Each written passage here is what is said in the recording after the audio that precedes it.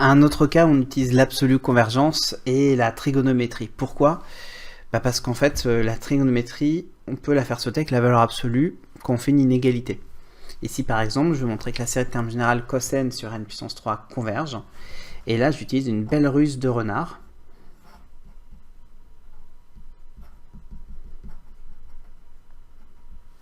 C'est de faire que cos n en valeur absolue est entre 0 et 1. Là, une fois que j'ai ça, moi, je divise par n puissance 3, qui est strictement positif. Donc je ne change pas le sens d'inégalité.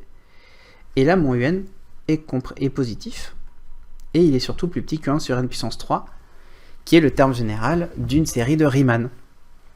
Qu'est-ce que je peux faire? Je peux faire le critère de comparaison de séries de termes générales positifs, qui me donne que la série de termes générales, alors on le fait en deux temps, hein. On ne fait pas directement de lui jusqu'à lui, il faut prendre le temps d'expliquer toutes les étapes. Le critère de comparaison de série de termes générales positifs, ça c'est le premier qu'on utilise, dit que celle-là, elle converge. Donc, la série de termes générales, celle-là converge. Donc, elle est absolument convergente, ma série de termes générales UN. Et comme elle est absolument convergente, elle converge. Donc, il faut bien prendre le temps de faire ces trois étapes. Donc, ça, c'était le deuxième exemple de l'absolue convergence, avec l'autre exemple de moins 1 puissance n, qui était dans une autre vidéo, au cas où tu ne l'as pas vu, tu peux la regarder. Et voilà ce qui conclut ce gros cours sur les séries. Cette vidéo fait partie d'un cours complet sur les séries que tu peux suivre gratuitement.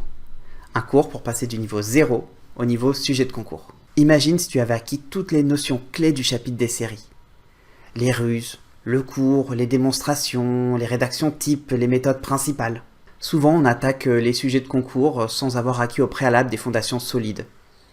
On regarde la correction et on se dit « je vois pas comment j'aurais pu y penser ». Mais si tu ne sais pas sur quels exercices travailler pour cela, c'est normal. Et c'est là qu'intervient mon cours sur les séries. Avec ce cours, que j'ai conçu comme un cours particulier, tu vas acquérir progressivement toutes les bases sur le chapitre. Alors attention, tu ne seras pas encore une star sur les séries. Je te conseille par exemple déjà de refaire chaque exercice 2 ou 3 fois, et tu auras le PDF avec la correction détaillée pour cela. Et compléter ces exercices avec d'autres sujets pour acquérir les notions qui permettent d'obtenir les plus belles notes au concours. C'est beaucoup de boulot les maths, c'est pas instantané. Mais cette fois, tu auras les armes pour travailler les sujets les plus compliqués, notamment ceux donnés par ton ou ta prof en prépa. Tu les comprendras mieux, donc tu progresseras davantage. Pour y accéder, tu peux cliquer sur le lien en description. C'est gratuit. Ça ne sera pas 3 heures de maths en plus, mais 3 heures de maths qui rendront tes dizaines d'heures de travail sur le chapitre beaucoup plus productives. Et plus tôt tu suivras cette formation, plus vite tes heures de travail sur le cours ou sur les exercices seront qualitatives. Le lien de la page est en description. On s'y rejoint, à tout de suite.